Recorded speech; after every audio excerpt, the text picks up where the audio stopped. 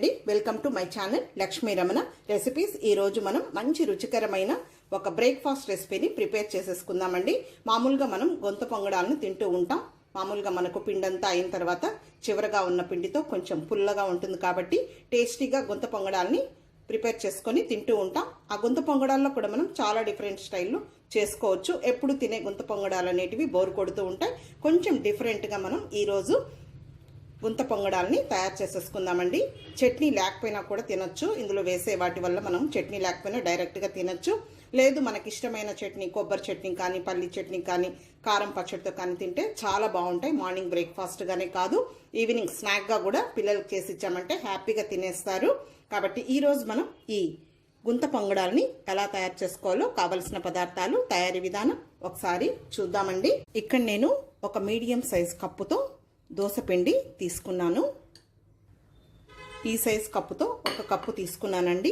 Already నేను ఈ దోసపిండి బ్యాటర్ని వీడియో అప్లోడ్ చేశాను. ఈ పిండితో దోసే కాకుండా ఇడ్లీ, దోశ రెండు వేసుకోవచ్చు. ఒకసారి మన ఛానల్ని సెర్చ్ చేయండి, నేను వీడియో అప్లోడ్ చేశాను. ముందుగా ఒక మిక్సీ జార్ తీసుకొని ఒక గుప్పెడు పుదీనా ఆకులు వేసుకోవాలి. అలాగే కొద్దిగా కొత్తిమీర కూడా తీసుకోవాలి.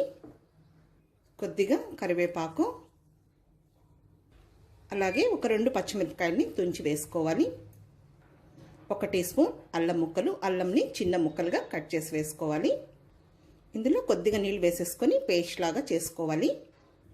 చూడండి, ఈ విధంగా మనం మెత్తగా పేస్ట్ లాగా చేసేసుకోవాలి. మిక్సీ పట్టుకున్నది ఈ పిండిలో, దోస పిండిలో వేసేసుకోవాలి. ఈ మిక్సీ జార్లో కొంచెం నీళ్లు వేసుకొని ఇందులోనే మిక్స్ చేయాలి. ఇందులో ఇంకా నేను నీళ్లు కలపలేదు. ఇప్పుడు ఇందులోకి ఇంకొక పచ్చిమిరపకాయని చిన్న ముక్కలుగా కట్ చేసి వేసుకుందాం. మనకు తినేటప్పుడు పంటికి తగులుతూ బాగుంటుంది. అలాగే ఒక మీడియం సైజు ఉల్లిపాయని చిన్న ముక్కలుగా కట్ చేసి వేసుకోవాలి. 1 టీ స్పూన్ జీలకర్ర వేసుకోవాలి.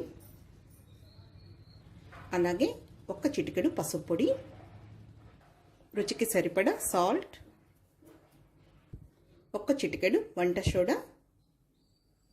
మిక్సీ జార్లో కొద్దిగా నీళ్లు వేసుకుందాం. మామూలుగా మనకు గుంత పొంగడాలు అనేది మనం చివరగా ఉన్న పిండితో చేసుకుంటే కొంచెం పులుపు టేస్ట్తో బాగుంటుంది. ఇప్పుడు ఇదంతా కూడా బాగా మిక్స్ చేసేసుకోవాలి. చూడండి, మనకు బ్యాటర్ అనేది రెడీ అయిపోయింది.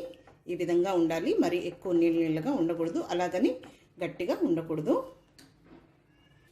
ఇప్పుడు ఒక ప్యాన్ పెట్టుకొని 1 టీ స్పూన్ నూనె వేసుకోవాలి. 1/2 టీ స్పూన్ ఆవాలు, 1/2 టీ స్పూన్ మినప్పప్పు, 1/2 టీ స్పూన్ పచ్చెనగపప్పు వేసుకోవాలి. వీటిని మంచి కలర్ వచ్చే వరకు ఫ్రై చేసుకోవాలి. కొద్దిగా కరివేపాకు వేసుకుందాం. ఓకే అండి, ఇది వేగిపోయింది. స్టవ్ ఆఫ్ చేసేసుకొని ఈ పోపు అందులో మిక్స్ చేసేసుకోవాలి. ఇప్పుడు ఇదంతా ఒకసారి కలిపేసేసుకుందాం.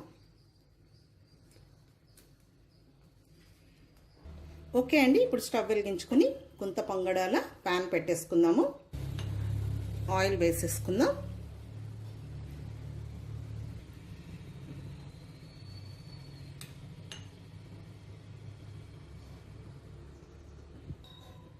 బ్రష్ తోటి ఈ ఆయిల్ని ఇలా స్ప్రెడ్ చేసేసుకోవాలి.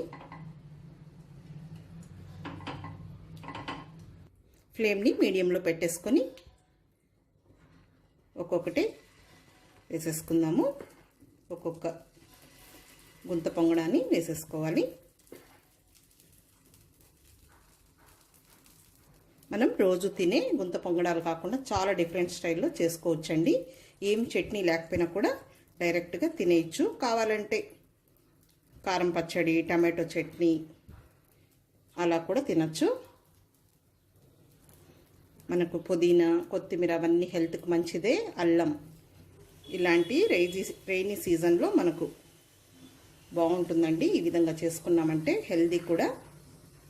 ఎప్పుడు తినే గుంత పొంగడాలు బోర్ కొడుతూ ఉంటాయి. ఇంకొద్దిగా ఆయిల్ వేసుకుందాం లైట్గా. మీరు కావాలంటే బటర్తో, నెయ్యితో కూడా చేసుకోవచ్చు. ఇప్పుడు మూత పెట్టేద్దాం. మీడియం ఫ్లేమ్లో ఫ్రై అవనిద్దాం. చూద్దామండి.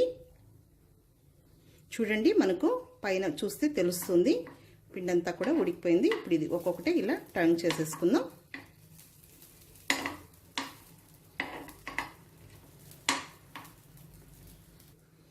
చూడండి ఎంత బాగున్నాయో. మనం వేసినవన్నీ కూడా ఇలా ఫ్రై అవుతూ ఉంటే మంచి వాసన వస్తుంది.